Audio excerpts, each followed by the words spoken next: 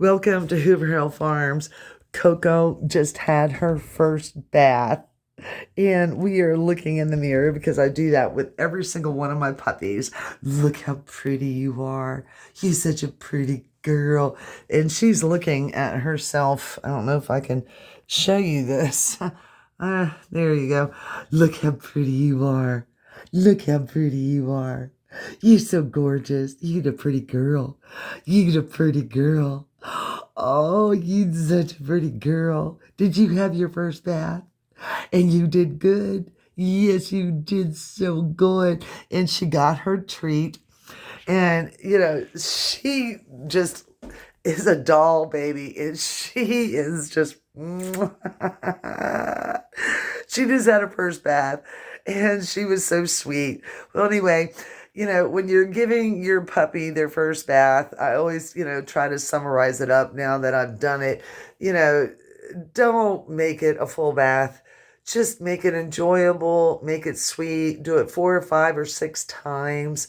You know, don't enforce like what they do at the grooms. Do a little bit each time because their attention span is so short. And if you fight them, that's what causes aggressions with the groomers. And that's where a lot of people make their mistakes with puppies with the first bath. It's a progress.